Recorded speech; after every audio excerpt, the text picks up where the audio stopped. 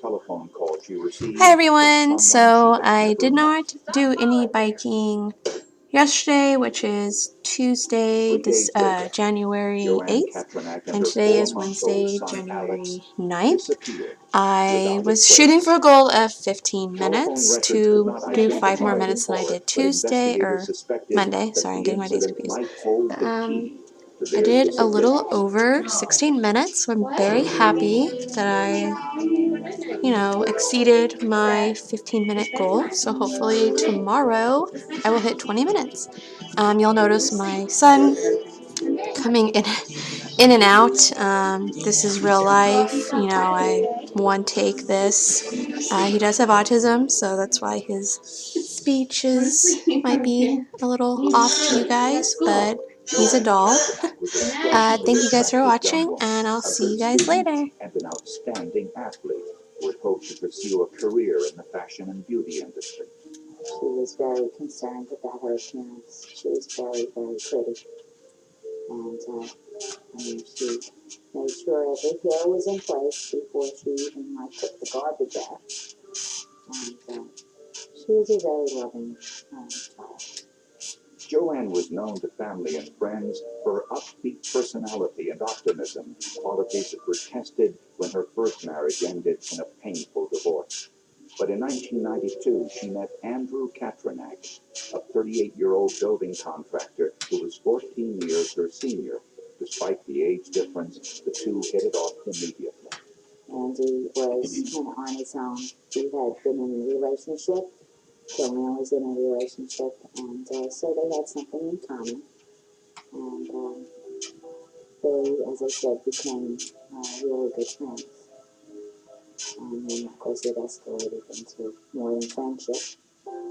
After a brief courtship, Andrew and Joanne married, and the couple moved into Andrew's home in the small working-class town of Catasauqua, Pennsylvania. 15 months later, Joanne gave birth to a healthy baby boy named Alex. I have pictures of me holding Alex in my office, and he just was smiling all the time, and he was big for his age. He, nice healthy baby, and it was just a joy to have around.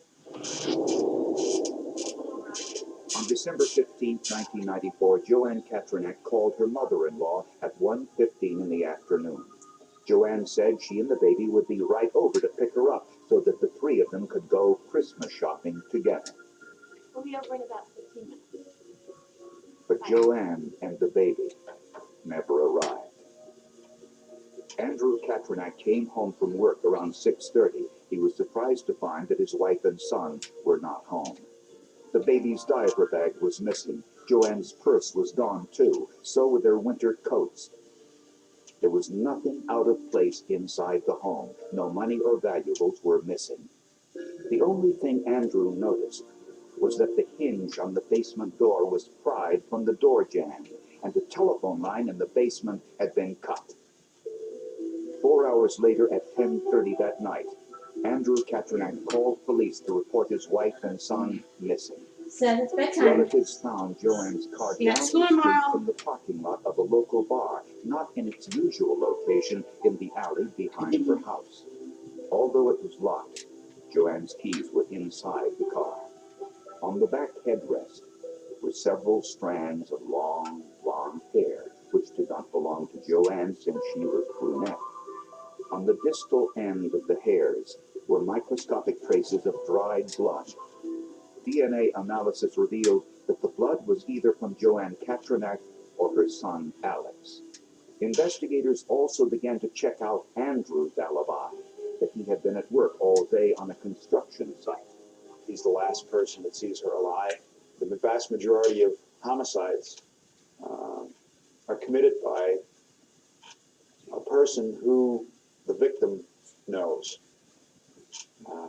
So you cannot just eliminate that by accepting that an individual says, well, I wasn't there.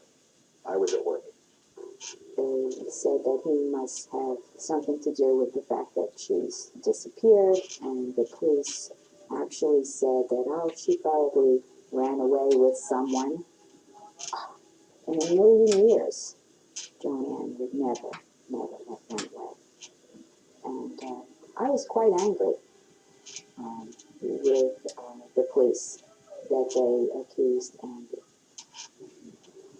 Days passed, then weeks, and when the banks reported there had been no activity on Joanne Katranak's credit cards, it was becoming painfully clear that Joanne and Alex had been the victims of foul play. Christmas passed, and so did New Year's of 1995, still with no sign of 26-year-old Joanne Katranak or her infant son, Alex. The Katranaks lived on a busy street across from a local bar.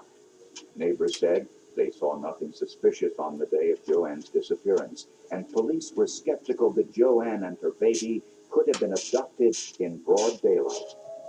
But 4 months after they were reported missing, the worst fears of the police were confirmed. In the remote stretch of rural farmland, a farmer plowing his field noticed what first appeared to be a bundle of clothing. When he looked closer, he discovered the decomposed body of a woman lying on her back and on her chest, a baby. About 40 feet away was a baby rattle shaped like a phone. It was Alex Katranak's favorite toy. From then on, our life changed. So anything after that did not have as much of an impact as when they were found. The 4 months they were missing was absolutely the most painful time in my life, of all our lives. Close to the bodies was a milk bottle and diaper bag, with 2 long, blonde hairs still attached.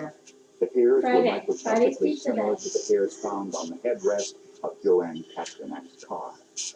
Since Joanne Katranak's jewelry was found with the body, the motive did not appear to be robbery. An autopsy discovered that Joanne Katranak had been shot once in the face at point-blank range with a .22 caliber pistol. She had also been beaten.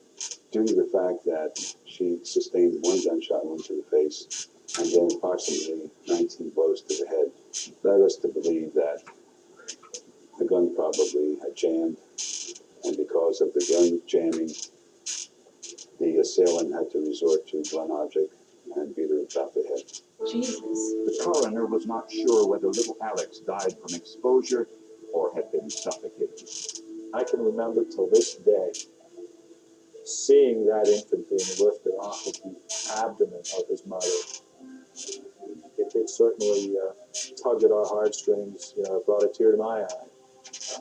And if nothing more, it certainly galvanized the law enforcement community and got us moving in the right direction. The bodies were found in an extremely remote area, about 15 miles from the Katranak's home, which told investigators something important about the killer. The victims were on the trail. So after inspecting the scene very thoroughly, we felt very strongly that the person who had killed Joanne and Alex Katranak had been in this area before and was familiar with these trails. The trails were used by horseback riders, and Andrew Katranak told police that one of his former girlfriends managed a horse stable, the Silver Shadow Farms, just a mile down the road. Her name was Patricia Rohrer. She and Andrew lived together for 2 years in the late 1980s and again briefly in 1991. When they broke up, Patricia Rohrer moved to North Carolina, had a child with another man, and had been living there ever since. When police questioned Patricia Rohrer at her home in North Carolina, they immediately noticed that she was a brunette and not blonde. Patricia Rohrer? Like the hairs found in Joanne's car and on the diaper bag. Let me ask you 2 questions. Were you in Pennsylvania during the week of December 15 last year? No. Rohrer said she was in North Carolina on the day of Joanne's disappearance, 500 miles away from Pennsylvania, and had witnesses to prove it. I think she gave us something like 4 or 5 alibis as to where she was at. One, she was at a private club. One, she was out buying feed for horses. One, she was at a tanning salon. But Andrew Katranak had another surprise for investigators. He remembered that Patricia Rohrer called his home just 3 days before his wife and son disappeared. Hello? Joanne answered the phone, and when Patricia Rohrer identified herself, the two argued. Look, Andy has told you to stop calling here. We have a baby now. We're happy together. Just leave us alone. Stop calling here. Patricia Rohrer denied making that call, and the home telephone records confirmed her story. With brunette hair, an alibi, and no evidence she called the Katranak's home, investigators feared they had hit a dead end. Investigators wanted to know as accurately as possible when Joanne and Alex Katranak were killed. Although the bodies were discovered 4 months after they disappeared, it wasn't clear how long the bodies had been in the field. The bodies contained evidence of insect activity, and police asked Dr. K-Jun Kim, a forensic entomologist at Pennsylvania State University, for an analysis of what the insect activity revealed about the time of death. This case was rather complicated because 2 bodies involved, 2 victims involved. And the same time that a body were laying on the ground in the wild in winter time. And so that there are different waves of insect invasions to the body. First, Dr. Kim found the hard outer shell of the Califera lividia, shown here magnified 150 times. This species of blowfly had progressed to its final stage of development. Dr. Kim also found another species, Sinomyopsis cadaverina, that was just beginning its 3rd and final stage of development. These 2 factors told Dr. Kim that the bodies had been in the field for at least 51 days, since early February. And when Dr. Kim looked at the local weather conditions, he also noticed another important piece of information. Between December 21st and the 28th, local temperatures were unseasonably warm, reaching 50 degrees, the perfect conditions for these 2 species to mate and lay eggs. Investigators now knew that the bodies had not been placed in the field recently. They were there since February, and possibly as early as December, the time of the abduction. Patricia Rohrer's telephone records revealed that she made long-distance telephone calls from home almost every day. But there were no calls made between December 11th and the 16th, suggesting she was not in North Carolina when Joanne Katranak and her son were abducted. Patricia said she was at the Cowboys nightclub in North Carolina on the night of the abduction. A state law requires all patrons of the club to sign in, but Patricia Rohrer was not signed in on that date. Patricia Rohrer also denied owning a .22 caliber pistol, and the search of her home turned up nothing. But one of her old boyfriends contradicted her. He told police Patricia Rohrer owned a .22 caliber chrome-plated semi-automatic weapon like this one. He said the gun had a unique characteristic. An unusual feature about the gun, he stated, was the fact that you fire 1 shot out of the gun and the gun would jam. You couldn't fire a 2nd shot. Well, that really caught our attention, of course. But police still had the problem with the blonde hair found at the scene and in the victim's car, since Patricia Rohrer was a brunette. And she looked at the warrant, she saw we were looking for dirty blonde hair. She's sitting there as a brunette saying, "Who's got dirty blonde hair? I don't have dirty blonde hair." And we were sitting in our office one day, and we were discussing how could we determine what color Patricia Rohrer's hair was at the time of the murder. And we both agreed that the only way to do that was to try to obtain a picture of her in and around the time of the murder. After a little digging, police discovered that Patricia Rohrer competed in a horse show in Guthrie, Oklahoma in December of 1994 and had won a prize at the competition. The pictures of the winners that day showed Patricia Rohrer with bleached blonde hair. The photo was taken just 11 days before Joanne and Alex Patronak disappeared. The prosecutors needed more than just the photograph. They needed to know for certain whether the blonde hair at the crime scene belonged to Patricia Roy.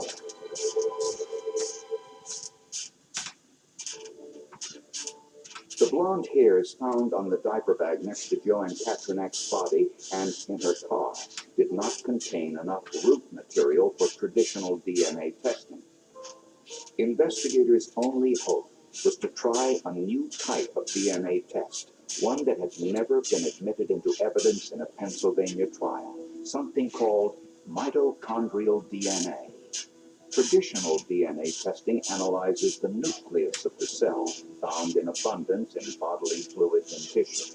But outside of the cell nucleus are what are known as mitochondria, cells that can be identified, although not as precisely as in traditional DNA testing.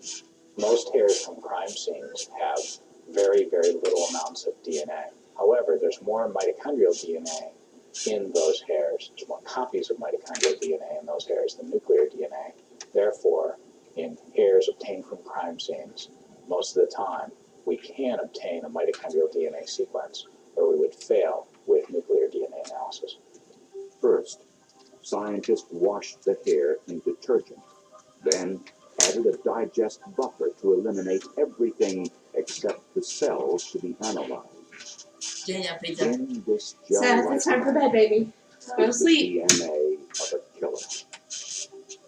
To identify the DNA sequence, a PCR test was conducted, and the mitochondrial DNA sequences from the blonde hair matched Patricia Rohrer's DNA profile. This was enough to convince prosecutors that Patricia Rohrer was at the crime scene and inside Joanne Patronak's car. Patricia Rohrer was arrested and charged with 2 counts of first-degree murder. Prosecutors believe that Patricia Rohrer was in Pennsylvania and not North Carolina when she called for Andrew Patronak.